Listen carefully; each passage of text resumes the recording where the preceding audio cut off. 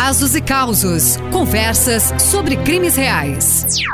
Olá, boa noite. Hoje a gente vai entrevistar dois grandes advogados criminalistas, Dr. Wanderley Calbucci e Dr. Ricardo Wippel. Vamos falar sobre a profissão da advocacia criminal, então vai ser um podcast um pouco diferente dos que a gente já produziu, mas será de grande de construção, né, para a nossa profissão, que é a profissão da advocacia, o advogado criminalista. Já iniciando, Dr. Wippel, Dr. Wanderley, como é que é essa atividade da advocacia criminal? Como é que é ser advogado criminalista? Os mais experientes, então, Wanderley.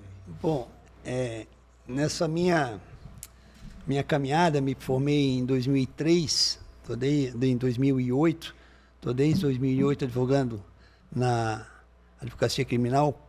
Quando da faculdade, eu já queria ser um advogado criminalista, me espelhei em vários advogados, o Dr. Ricardo foi um dos que me espelhou também.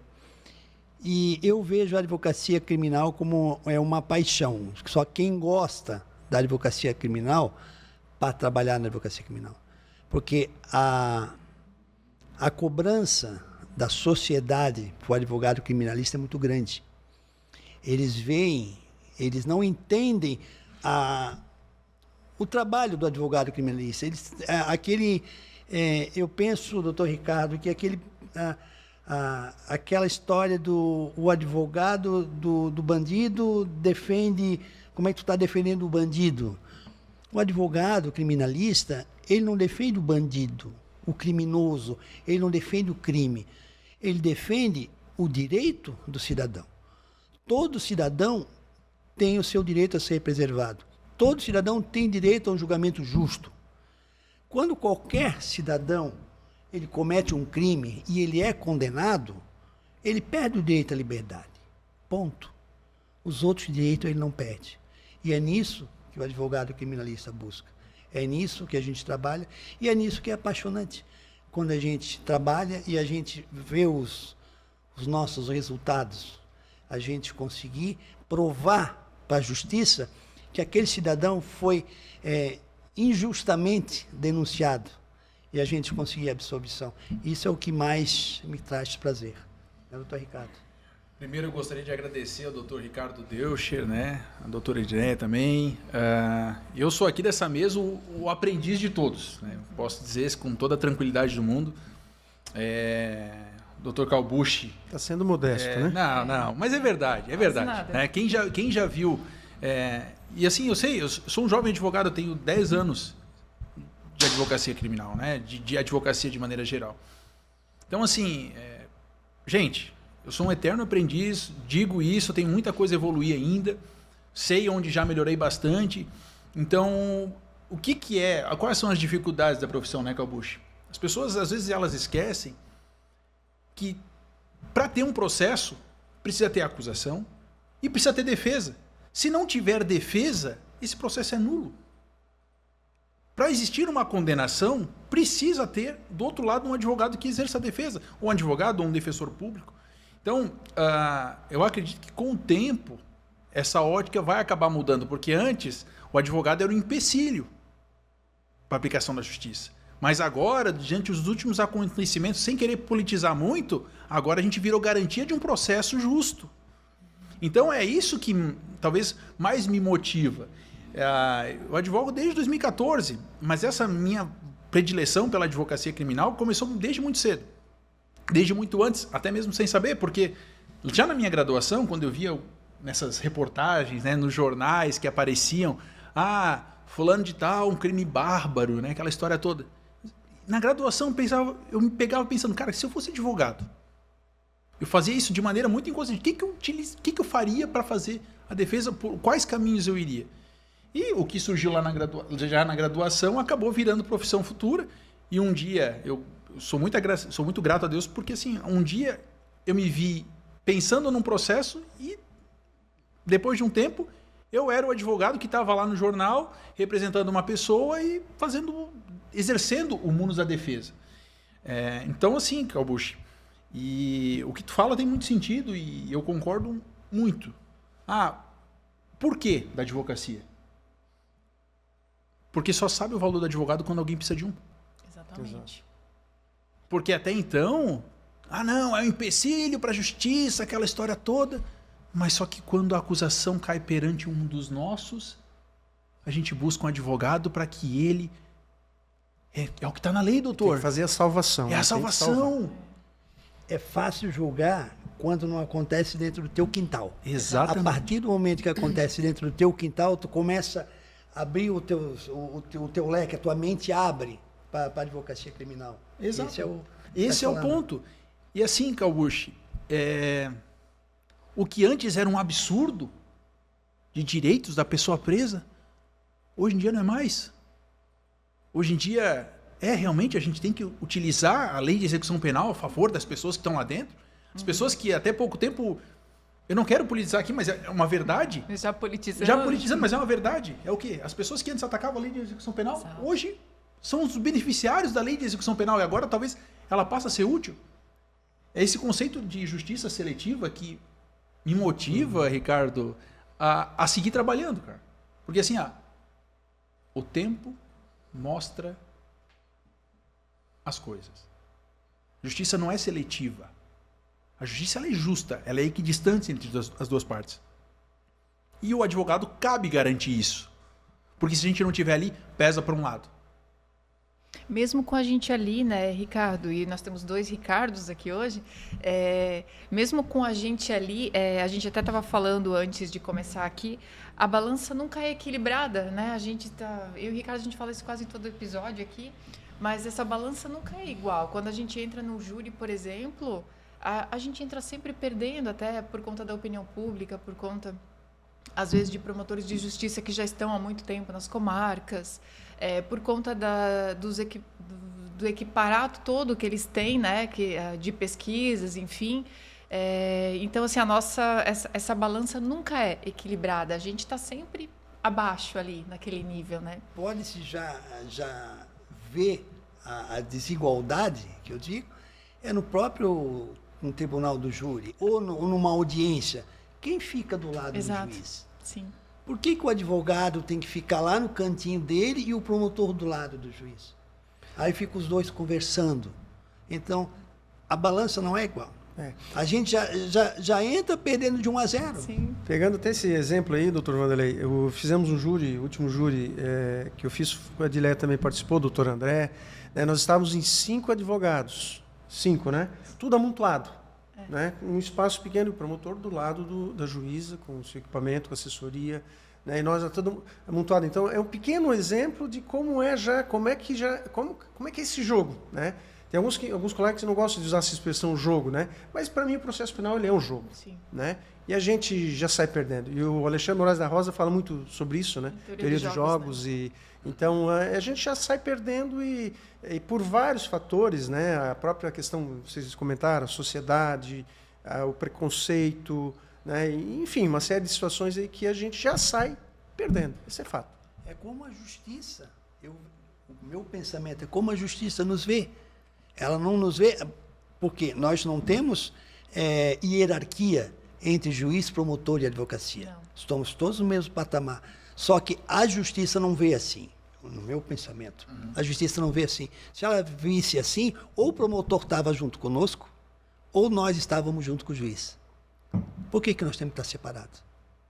Pois é, mas eu digo assim, além de tudo, por exemplo, hoje eu tive acesso a documentos do processo juntado no 479, e aí tem consulta de CISP, de coisas assim que tipo, a gente não tem nem noção de que as coisas acontecem. Aí abre o processo, tem 300 páginas de consulta de um sistema que nós não temos acesso.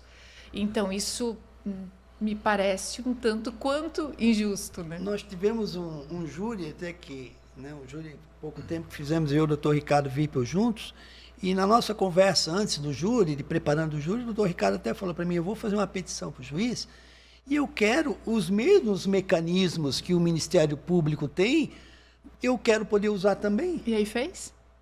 Não. O que acontece? Essa situação surgiu, eu fiz um curso com o Dr. Jader Marques, né, lá no Rio Grande do Sul, a imersão que ele faz todo ano. E a gente tava lá nessas conversas paralelas, porque essas imersões, assim, tu aprende coisas dentro, mas tu acaba conhecendo advogado do país inteiro. E até já fazendo um gancho. O júri, os artigos são os mesmos, mas ele é diferente em cada canto do país. Fato. Tem tese que passa em Santa Catarina que não passa, que não é passa, não é no sentido de não. Faz sentido aqui em Santa Catarina e não faz sentido em outro local do país. Por exemplo, tem absolvições do quesito genérico, que é um quesito obrigatório, que em outras unidades da federação eles entendem que é possível, aqui em Santa Catarina não passa. Não acaba vogando. Mas onde a gente chegamos na seguinte conclusão. Olha, nesse júri específico, eu cheguei no plenário, o Ministério Público tinha o encarte dos jurados com carômetro. Sim, eu já carômetro com fotos. Aí eu tentei dar uma olhada. Esconderam. O que tem para esconder de mim? Não é para ser um jogo aberto? Não é para... O jurado não tem que ter acesso a tudo? Não é paridade de armas? Que paridade de armas é essa? Eu não quero uma vantagem com relação a ele. Não quero. Mas também não pode ter vantagem comigo. Eu só quero os mesmos mecanismos. Exato. Vamos sair de par de igualdade? Tu vai trabalhar a prova do processo conforme tu acha mais conveniente. Eu da mesma forma. E ponto. Mas, assim, como vocês dois, o Ricardo e o Vanderlei falaram, a gente sai do -1 ou do -10 muitas vezes. Principalmente em processos polêmicos. Vocês fizeram um júri recente aqui muito polêmico, né? E assim, isso tudo, no final das contas, o tribunal do júri, do jeito que a coisa tá, em conversa com o Auri, no congresso que nós tivemos lá em Curitiba, ele fala, cara, do jeito que tá muito errado. Vocês já imaginaram uma coisa? Eu vou propor uma reflexão para vocês. Um conselho de sentença é formado por 7 jurados, certo?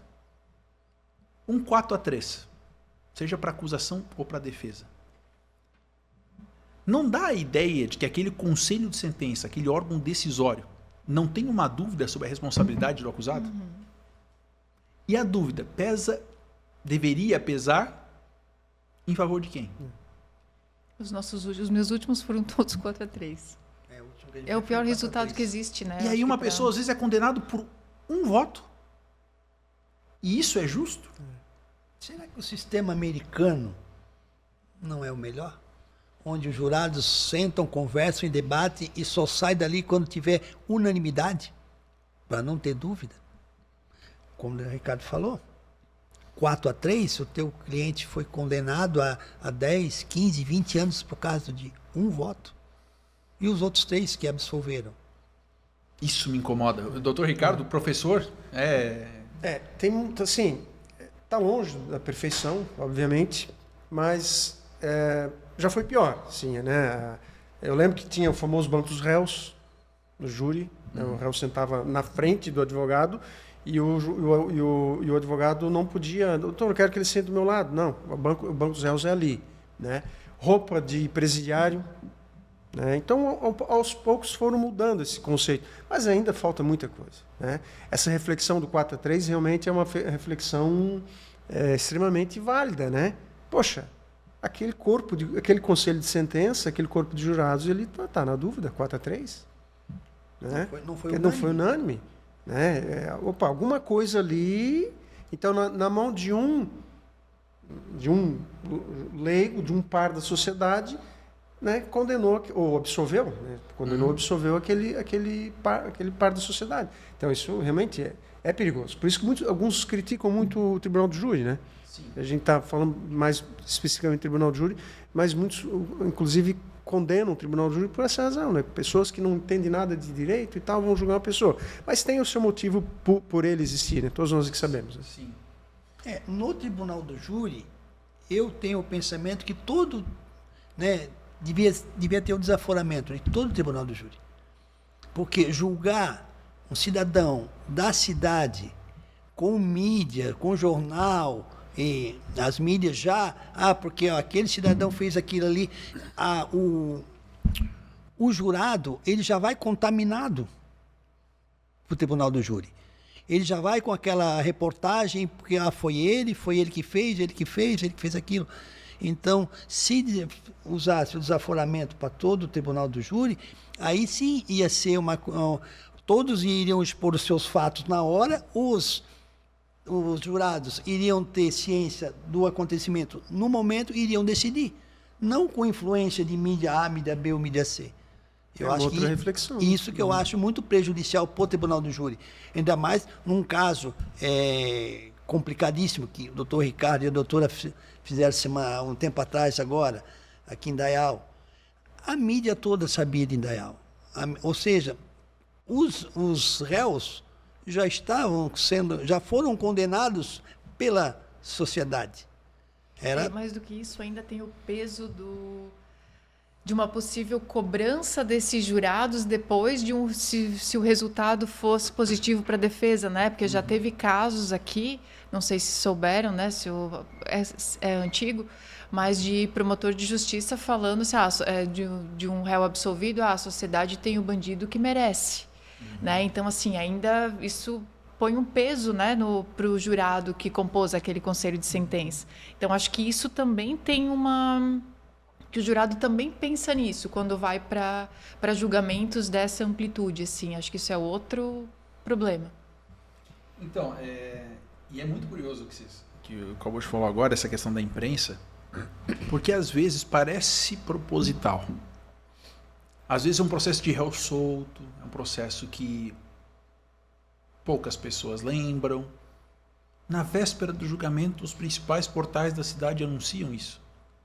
Esse teu último foi bem assim, inesperado, né? Eles vão lá e anunciam na véspera. Eu cheguei no fórum, e eu respeito, por mais que as pessoas às vezes não acreditem que o advogado, porque está na posição da defesa, não respeita o outro lado, né? A dor da vítima. A gente respeita. Só que a gente está lá para mostrar a prova do processo e trabalhar a prova do processo.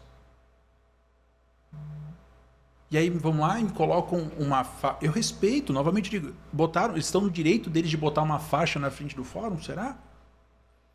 Para que mais emblemático do que o júri da Boate Kiss?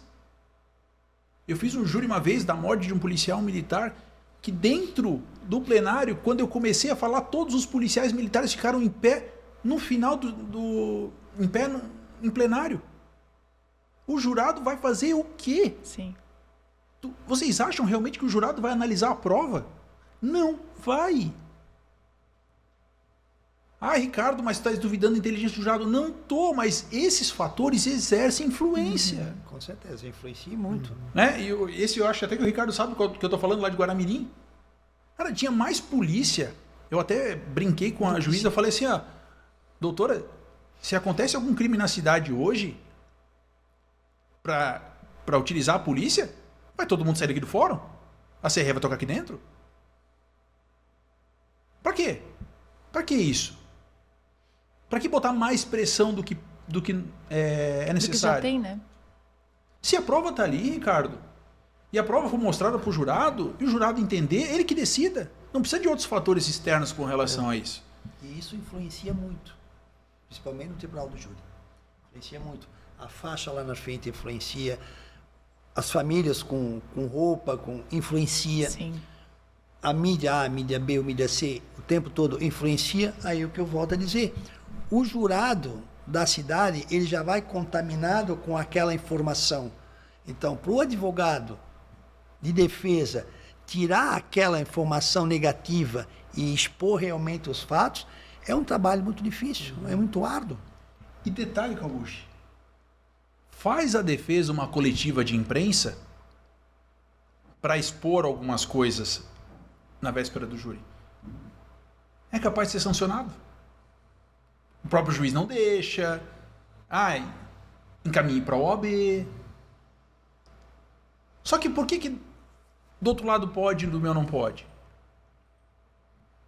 Volta aquilo que a gente falou há pouco, né? Questão de paridade de armas, né? Em todos os sentidos, né? Eu já escutei uma resposta assim, é porque o outro lado está usando a imprensa, que é regida pela lei da imprensa, e aí então vai vigorar aquilo ali, né? E a gente, em tese, quando usa storytelling ou qualquer outra coisa equivalente, são as nossas armas do nosso jeito, sem a lei da imprensa. Né? Então, foi a resposta que eu ouvi. Então, ela acaba de reconhecer que não existe paridade de armas. Exatamente. Mais uma vez, né?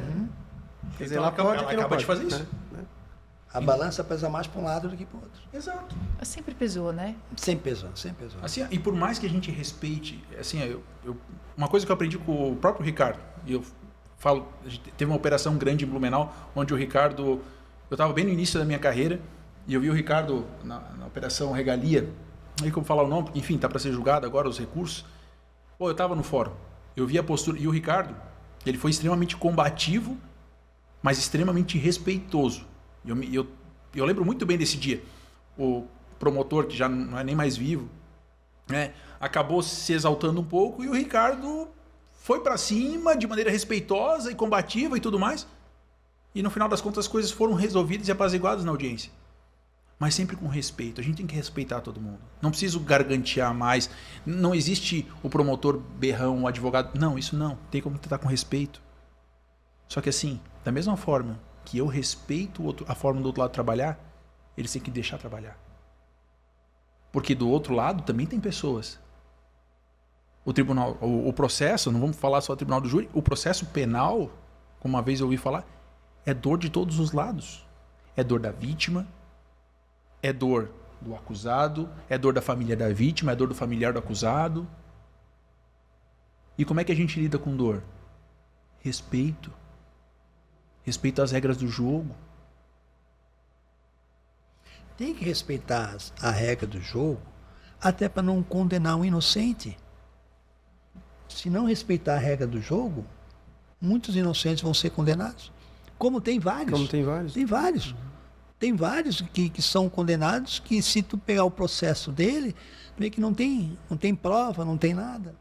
Então, aí, as armas de um lado foram mais eficientes, com mais tiros, e o advogado fica inerte, não tem os mesmos mecanismos para ir lá para buscar. A acusação tem. Ricardo, eu vou te fazer uma pergunta agora, invertendo a ordem.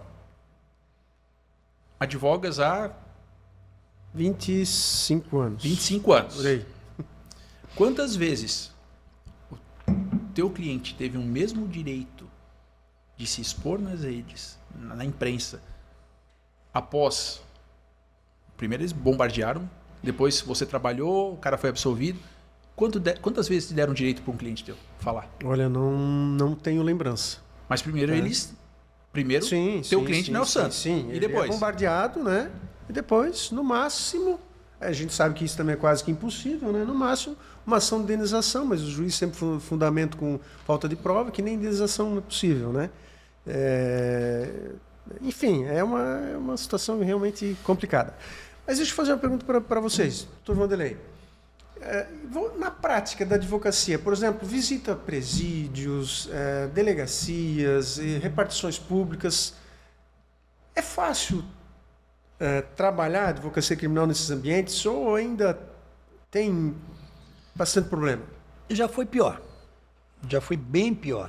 Hoje em dia, né, até pela intervenção da OAB e N acontecimentos que teve nos presídios de Blumenau, melhorou em partes. Só que o advogado que vai no presídio, vai na delegacia, vai penitenciário, ele não é bem visto pelos agentes da segurança pública. Ele incomoda, né? Ele é visto como um empecilho. Vai lá para me incomodar. Vou lá para... eu estou tomando meu café. Pô, tem que levantar para tirar peso para advogado. Não, nós estamos fazendo o nosso trabalho. Ele é pago, o servidor público, ele é pago para trabalhar. Então, eu faço meu trabalho. Se o trabalho dele é ir lá buscar o preso para mim, ele tem que buscar.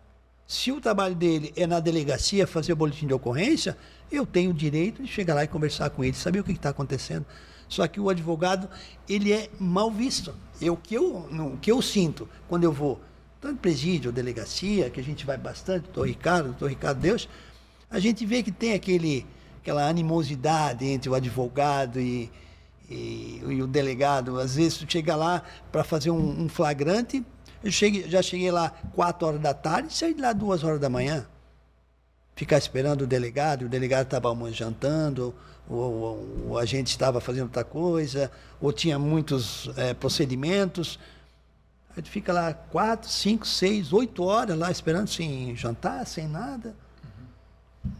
Eu só endosso, só endosso. Principalmente falando em delegacia, não, claro que também são N fatores, né? Mas, por exemplo, quando esses plantões, né?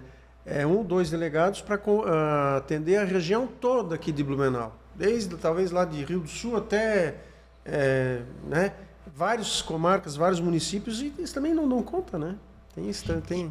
E eu acho que piorou ainda com essa regionalização né, da delegacia. Hoje, o preso, quando ele vai para a delegacia, doutor Ricardo, ele não tem contato com o delegado, para o delegado chegar ali e conversar, o que está acontecendo, me explica certinho o que está acontecendo. Não, simplesmente é uma chamada de vídeo, o delegado já tem o rol de perguntas que a gente já sabe qual é, faz aquelas perguntas, pronto, responde. Eu acho que perdeu aquela essência de tu ver o preso, de conversar, ele sentar na frente do delegado, tentar explicar, aconteceu isso. Mas não, é tudo tão mecânico. Hoje a delegacia está tão mecânica que... Vai no automático. Vai no automático. Doutor Ricardo Wippel, e o acesso a autos de inquérito, investigações, nas varas, especialmente nas novas, né? Me refiro especificamente à de organizações criminosas e à de garantias. Tem sido facilitado para vocês? Como é que... Então, o que acontece no Brasil, e eu acho que não é só reduzir da judiciária, eu acho que até em empreendimentos, de maneira geral, é aquela coisa, a gente abre e depois vê como vai fazer. E, de fato, eu pelo menos tive experiências ruins, com demora em ter acesso, mas, pelo menos as últimas vezes que eu tive agora, semana passada, foi mais rápido para ter acesso aos inquéritos e tudo mais. Mas é aquela coisa, às vezes quando eles não querem dar acesso, eles falam, doutor, tem diligência pendente ainda. Sim. E é por isso que a gente não vai dar acesso. Entendeu? Então, assim, já pegando um gancho, o Calbucci, o Ricardo, eles pegaram uma época da advocacia muito analógica ainda, para alguns pontos, né? E essa migração para o digital, dos sistemas, dessa situação toda, foi acelerado, obviamente, por questão da pandemia. Mas como foi tudo muito rápido, eles não se prepararam para essa mudança. E aí essas dificuldades, elas existem num primeiro momento. Eu vou ser bem franco, no começo eu era bem intransigente. Hoje em dia eu levo com mais calma, assim, vamos com calma, vamos conversando. A gente tem que ligar muito ainda, né? Para poder, aspas, incomodá-los para eles nos dar acesso, assim. Mas eu acredito que está melhorando. Eu não sou tão pessimista assim. Está melhorando, a tendência é que melhore. Porque hoje em dia, cara... Na minha opinião, é tudo muito fácil fazer prova se alguém está negligenciando alguma coisa. O funcionário público vai botar o seu na reta, literalmente, com perdão da expressão? Não vai. Por quê? Eu faço uma denúncia na corregedoria porque ele está me negligenciando a fazer uma coisa que é inerente à função dele, está aqui a prova. Infelizmente, a gente tem que se defender muitas vezes do próprio sistema que a gente está inserindo. Um exemplo disso são as expedições de mandado de busca e apreensão. Eu lembro quando comecei a advogar, era raro ter um mandado de busca e apreensão. Raríssimo. Era bem raro mesmo. E aí, com as abordagens policiais, as nulidades sendo levantadas, e principalmente nos tribunais superiores, STJ, STF, aí os policiais, né, a ação policial ficou mais... cautelosa também. Tem a própria audiência de custódia, né? Exato, a audiência de custódia. Né? Então, de fato, a coisa está melhorando. Concordo contigo que está melhorando. Né? Podia ser melhor. Podia ser melhor, claro. Mas sempre pode, mas né? Ainda tenho... Eu estou com um caso, faz umas 2 semanas um cliente me procurou, que foi um mandado de busca e apreensão lá de São Paulo. Ele mora em Penha. E foram na casa dele, mas só que incrível que não deixaram uma cópia para ele. Não deixaram uma cópia do mandado. Ele só ficou sabendo. Eu consegui achar qual era a delegacia, porque eu não sabia nem qual era a comarca de São Paulo, consegui a delegacia. O escrivão gentilmente me mandou uma cópia do mandado de busca e apreensão faz 2 semanas. No processo, peticionei, pedi acesso aos autos, Até agora não me franquearam. Ligo para lá, converso, doutor, porque está faltando diligência, está em segredo absoluto, que existe o segredo absoluto, né? Então ninguém pode ter acesso. Doutor, não foi feita todas as diligências ainda, a gente não pode liberar. 2 semanas eu querendo ter acesso ao processo e não consigo. E às vezes o cliente acha que a gente não está tentando, né? Porque né, não é normal demorar tanto assim, e às vezes tem algum colega que diz, olha, será que está olhando? Aí é o que a gente estava conversando até na vinda para cá, doutor Ricardo. Infelizmente, em toda a profissão tem um bom profissional e o mau profissional. E o mau profissional para ir lá e falar mal de ti, eu acho que não está, né? Bom, eu já tinha conseguido ver. E assim, ó, eu sei até de quem você pode estar falando, mas enfim, sem polemizar aqui, eu ainda acredito, gente, pelas conversas que eu tenho com outros advogados. E uma das coisas que eu sempre recomendo, até para o jovem advogado, para o acadêmico que está assistindo esse podcast, quando vocês forem fazer curso, eu sei que é complicado, o dinheiro é apertado, mas invistam em conexões fora do estado onde vocês vivem, para vocês conhecer o processo penal, que seja a mesmo arcabouço técnico, mas ele funciona de maneira diferente em outras unidades. A gente ainda é um oásis para muita coisa. Hoje, quais são os processos que o cara está preso preventivo há mais de anos aguardando julgamento? Tem amigo meu que tem processos com presos preventivos em Minas Gerais, o cara está preso preventivo há 4 anos, sem excesso de prazo, sem nada. Então, assim, a gente reclama às vezes da nossa realidade aqui, e eu faço a minha culpa, porque eu também reclamo, eu também sou ranzinza para muitas coisas. Mas se vocês verem as outras unidades da federação... Sim. Falando em presídios especialmente? É assustador. Sim. Vamos lá, você falou de presídio agora. O semiaberto, que é um tema polêmico. O semiaberto no Rio Grande do Sul, o pessoal da Kiss agora, saiu agora. Está no regime semiaberto, saiu agora, está de tornozeleira, salvo engano. É o harmonizado, né? O harmonizado. Santa Catarina acha isso. Tem, acho que Rio do Sul estava, né? Rio do Sul estava dando. Paraná, hoje, Calbucci, me buscou uma pessoa que está com... O cara está com tornozeleira eletrônica em Foz do Iguaçu. Doutor, traz ele para Blumenau. Se ele vir para Blumenau, ele vai ser preso. Tá, mas a lei não é a mesma? Me ajuda, Ricardo. Explica isso para o cliente. Me ajuda, Calbucci. Doutora, me ajuda. Como é que eu vou explicar? A lei não é a mesma? Pegando esse teu gancho aí de federações, né? Por exemplo, eu tenho um processo também eu vou citar aqui também, não é nada específico, do estado do Pará. Um recurso. A represa, né? Uma mulher represa. O processo o recurso já está no tribunal há uns quase 2 anos. E aí eu, nesse tempo, liguei para lá, olha, não tem previsão para julgar e tal. E pior que tem um recurso que tem uma chance grande de pelo menos reduzir a pena de forma significativa, né? E aí, olha, doutor, o seu processo é de 2024, nós estamos terminando de julgar os processos de 2022, então eu acredito que esse ano o seu processo não vai ser julgado. Eu disse, mas moça, não tem nem previsão. Não tem nem previsão. Né? Então, nosso tribunal, pelo menos nesse aspecto de agilidade e tal, ele é rápido, né? Os julgamentos são rápidos. Agora, tem estados aí, inclusive habeas corpus. Esse negócio de unidade da federação, só fazendo parênteses aqui, Calbucci. Ricardo, eu fiz uma audiência em Roraima. Tudo marcado. Videoconferência e tudo mais. O juiz começa a audiência. Falou assim, doutor, a gente está adiando o ato. Eu falei, mas por que se já está todo mundo aqui? A gente está com oscilação de internet aqui e a gente não vai conseguir tocar a audiência.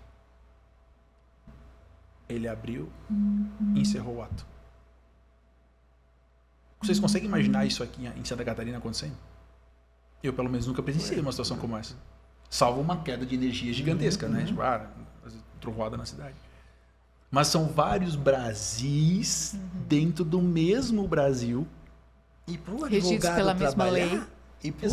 trabalhar, ele tem que se virar nos 30. Até pegando o gancho, cada federação tem um sistema diferente.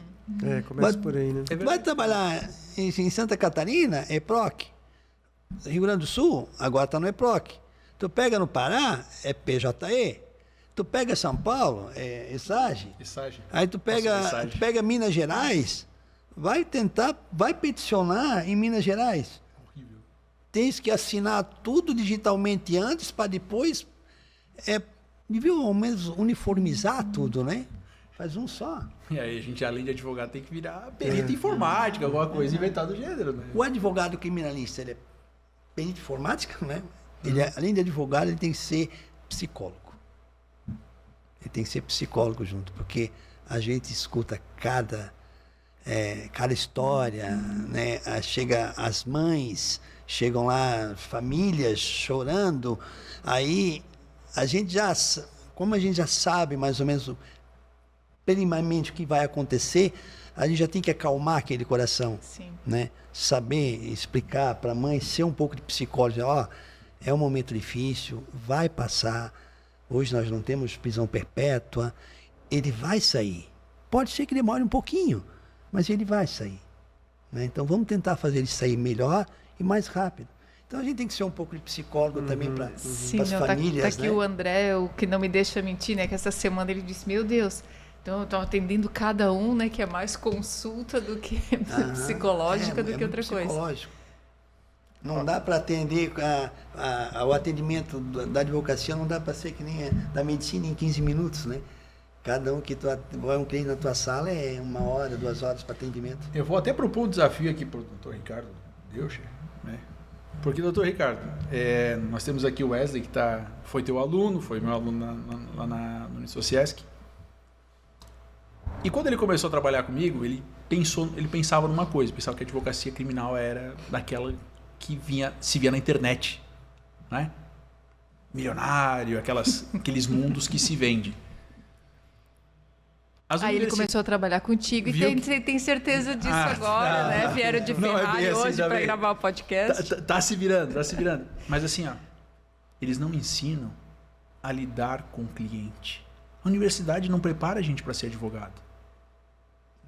Não prepara. E assim, Ricardo, eu te proponho assim, o desafio, e sempre que eu puder, em sala de aula também, mostrar para esses alunos a realidade, para que eles não saiam ali fora, saindo comprando curso de quem muitas vezes não tem nem tanta experiência assim, né? Tem várias pessoas, eu faço vários cursos e tudo mais, assim, para que eles saibam onde eles vão investir o dinheiro deles, porque no início da carreira o dinheiro é pouco. E eu não vim de família rica. Imagino que aqui ninguém vê. É aquele suadinho, para saber onde vai investir para qualificar a sua advocacia. E a gente, o Ricardo, como professor mais formal, assim, posso dizer, eu eventualmente vou só substituir. A gente tem que ter esse compromisso de poder ensinar, né, Ricardo? Não sei o que tu pensa sobre isso. É que assim, é que o direito penal, eu sou suspeito porque como vocês, eu amo o direito penal, né? Ele é uma área, acho que é a área do direito mais sensível, porque a gente está trabalhando ali com vidas, com liberdade, com restrição de direitos, né? Aqui eu faço até uma crítica a uma parcela dos nossos colegas de que está ali, não, eu quero fazer defesa, eu quero cobrar os honorários e não, mas ele tem uma vida, tem uma história de vida, né?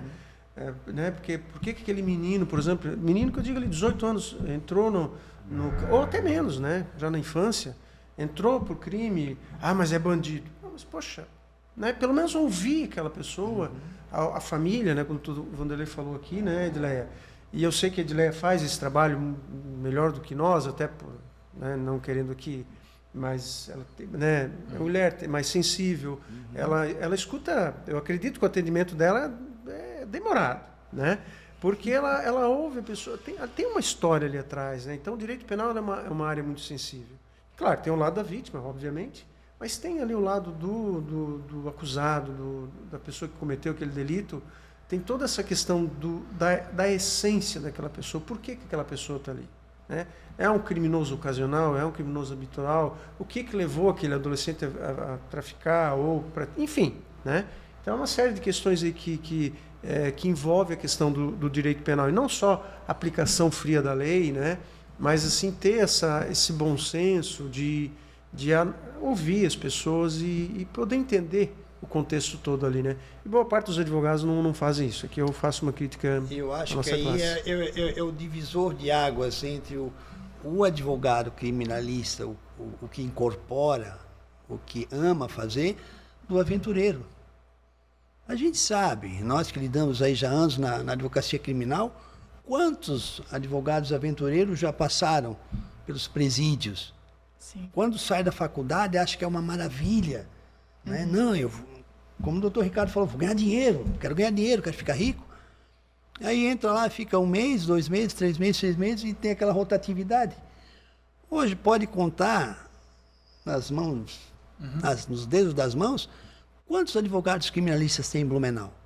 Advogados criminalistas que trabalham anos ali. Tu pode contar nas mãos quantos tem. Então, são poucos, bem poucos. Tem muito aventureiro. O que eu acho importante, e que o Wesley já fez, pelo que eu vejo, é a gente sempre começar com alguém que sabe, que tem bastante experiência, que isso vai nos levar para o caminho do bem, né? Porque isso eu acho que conta muito, assim, quando a gente pega alguém correto, né, que já tem anos de experiência, que nos ensina, né, não, é assim, tem que ser tudo certo dentro da ética, dentro do Ricardo é muito correto, eu trabalhei com ele em poucos processos, só que a forma como ele lida com tudo, processualmente falando, é de uma ética, de uma... Nossa, não é nem para te elogiar aqui e puxar teu saco, mas é que, de fato, assim, bem coerente com tudo. Então, eu vejo os novos, eu vejo muitos novos metendo os pés pelas mãos e vejo muito, e eu gosto muito de assistir, tanto que fui assistir o que eu pude do seu júri, doutor Ricardo, não fiquei mais porque não deu, mas assisti júris do Ricardo. O Rodolfo é um advogado que tem feito júris, que eu assisti alguns, e brilhante, aprendo muito, em que pese seja mais jovem.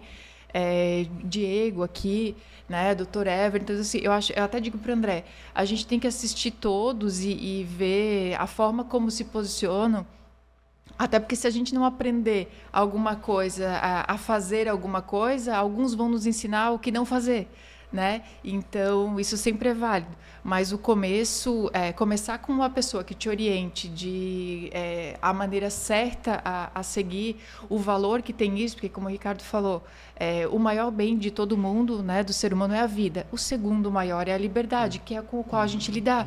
Então, isso, a gente tem que ter o peso disso. Né? Quando alguém senta na nossa mesa e a gente diz, não, se tu me pagar tanto, tu vai ser absolvido, gente... Né? Tem profissionais que fazem esse tipo de coisa. Então, assim, eu acho isso muito sério e fico extremamente triste e decepcionada quando escuto algum cliente ou familiar de cliente falando que ouviu isso de um advogado. Né? Promessa de resultado ou... entrar com processo que não fez ou com defesa que não fez. Então, assim, isso porque nós somos todos advogados, nós somos um time, acho que se a gente conseguisse se unir, conversar sempre, a gente vai se ajudando, né? Porque e a gente vê isso muito no Rio Grande do Sul. Você citou o Jader Marques e a gente vê, né, o Auri, todo mundo ali, eles se unem, por quê? Porque quando a gente mais cabeças pensam melhor e aí a defesa se fortalece. Né? Então, assim, até perante o Estado como um todo. Então, se a gente conseguir trocar ideias, se reunir e trabalhar juntos, se ajudando, em que pese não nos mesmos processos, mas trocando ideias, acho que a advocacia criminal em si se fortalece. Tem profissionais que oferecem os seus serviços que não têm a certeza que vai conseguir. Mas ninguém tem, né, doutor? Ninguém tem, mas isso, o cliente, principalmente o preso, ele não quer ouvir isso. Às vezes ele não quer ouvir a verdade. Eu digo, eles querem cair no golpe, ele quer ouvir o que ele quer ouvir. Ontem de manhã, fui contratado para um rapaz lá no presídio, fui lá conversar com ele, ele assim para mim, doutor, quanto é que o doutor quer para me tirar? Eu disse, olha, colega, quem vai te tirar não sou eu. Vai ser o juiz. Eu vou mostrar para o juiz que tu tem os requisitos que tu pode responder em liberdade. Agora, eu te dizer que eu vou te tirar, não posso. Não posso te garantir. É o juiz que vai decidir. Só que muitos não querem ouvir isso. Aí chega um outro profissional e diz, não, me dá tanto, segunda-feira tu está em casa. Aí ele vai pegar quem? Ele vai contratar quem? O advogado que diz que temos chances, ou o advogado que diz, não, pode deixar. Mas a gente sabe que é um trabalho difícil e E a cabeça do juiz, não é nós que vamos decidir, é o juiz. Vai ter um juiz, e eu sempre falo para os meus clientes, olha, é a balança, vamos pegar a balança. Do lado tem um defensor, do lado tem o Ministério Público que não vai querer deixar de soltar, e no meio vai ter o juiz. Exato. Então, nada é garantido. A nossa atividade é atividade meio, não é atividade fim, né? E só fazendo uma observação naquilo que você falou agora, Edileia, acho que eu nunca trabalhei em mesmo processo que você, mas com o Albuche e com o Deucher já. Já teve situações que às vezes, e o Ricardo uma vez, aconteceu uma situação muito pontual que o meu cliente na época quis falar com o Ricardo, com o Deucher. O Deucher foi lá, falou com ele, quem é teu advogado? O Ricardo Vippel. Na saída, foi bem na hora que eu cheguei, não sei se o Deucher vai lembrar disso, o Deucher falou assim, cara, acabei de falar com o teu cliente lá dentro, eu sei que é tu que está no processo, ele me explicou mais ou menos, é aquilo que eu faria, talvez, uma situação, eventualmente algum detalhe ou outro diferente, mas falei o seguinte, tá bem de advogado, sabe o que está fazendo e ponto. Com o Calbucci já aconteceu também, tá? De eu olhar processo assim, tá o Calbucci no processo, eu vou ver o processo, cara, o Calbucci sabe trabalhar. Tem mercado para todo mundo. Não precisa ficar tirando, pedrinha no coleguinha. Não precisa fazer isso. Aí volta aquilo que a gente comentou até um pouco atrás, os 10. Os advogados que cabem na sua mão. São os 10 que se respeitam. Sim. Os aventureiros é que fazem o problema. É questão de ética. Desde o início, o Wesley sabe disso, eu pego no pé dele. Assim, cara, que demore para a gente crescer. Que demore para crescer, mas que cresça consolidado. Porque subir muito rápido é uma coisa, agora manter o voo é diferente. Até aproveitando também a fala da Edileia, do Dr. Vippel, do Dr. Calbucci, como é que vocês veem essa questão das tentações, assim, porque a gente vê muitos colegas aí caindo em tentações, né? Colegas sendo presos, colegas sendo assassinados, né? Agora recentemente hoje, uma advogada, né? Foi assassinada, acho que em Minas Gerais, não lembro onde foi, né? Foi hoje ontem. Ontem. Claro, a gente não pode fazer nenhum pré-julgamento, mas querendo ou não, o advogado está ali na frente, na batalha ali, e às vezes surgem algumas propostas, algumas tentações, onde vem o bom profissional e o profissional, às vezes, não mal, mas no sentido de cair naquela tentação, né? Claro que não vou fazer uma pergunta dessa específica, se já ouviu acontecer isso com vocês, não, mas esse é um outro problema também, né?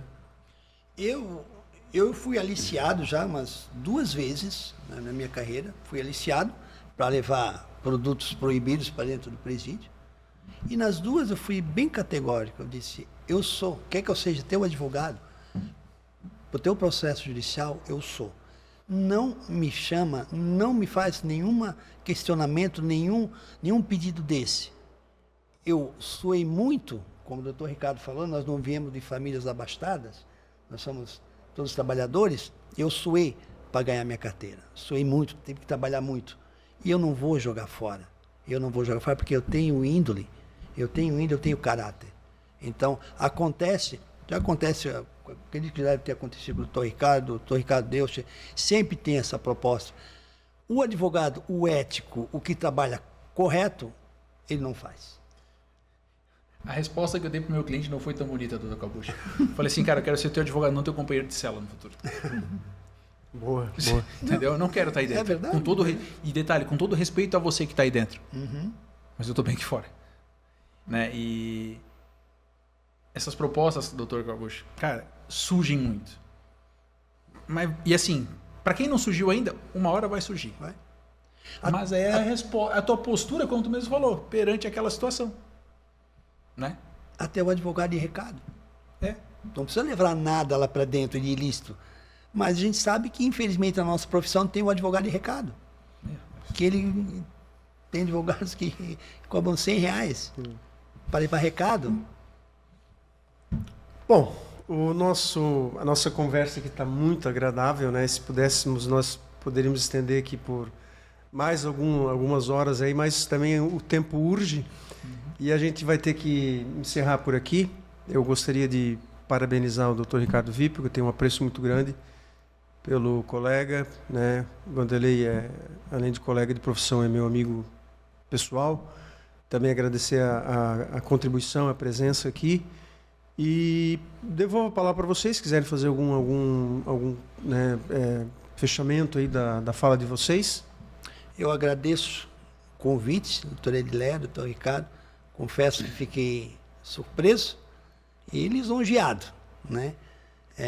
Como eu falei até para o doutor Ricardo Vipp lá no júri, eu acho que eu não gosto de falar muito, apesar de que a noite de hoje foi tão confortável que tu não se sente num programa, gravando, é uma conversa. Então tu vai, né? Ou seja, então eu acho que depois dos 10, 15 minutos eu consegui me soltar um pouco mais e falar um pouco mais. Então, novamente, agradeço ao doutor Ricardo, agradeço ao doutor Edileia pela oportunidade e quem sabe outra vez a gente tenha mais uma roda de conversa gostosa dessa. Doutor Ricardo também, quero agradecer a estar do meu lado mais uma vez. Doutor Ricardo, mais uma vez. Sabe muito obrigado. Já te falei isso. Doutor Calbucci, na verdade, ele é meio retraído para falar. Mas os votinhos naquele júri que a gente fez junto ali tem parcela muito grande, porque ele fala muito bem. Mas brincadeiras à parte, gente, uma honra. De verdade, fico muito feliz com o convite, Edileia. Você não tinha obrigação nenhuma de me convidar. Foi um convite super espontâneo, eu agradeço de verdade. Dr. Ricardo Deutscher, colegas de profissão, mas eu digo que sim, ele é o professor dessa mesa aqui, talvez o professor de nós todos. Tem total respeito e minha admiração. Dr. Calbucci, lenda, né? E, enfim, dessa mesa eu tenho, sem falsa modéstia, eu sou talvez o menos experiente. Talvez um dos mais doidos, porque eu vivo a advocacia de um jeito, assim, meio, posso dizer, intenso demais. Mas eu agradeço a experiência. Enfim, obrigado mesmo. Não sei se sou digno, mas se foi feito o convite, contem comigo sempre. Claro que a gente que agradece, vocês engrandeceram esse programa. E a gente fica por aqui, então, com esse podcast Casos e Causos. Casos e Causos. Conversas sobre crimes reais.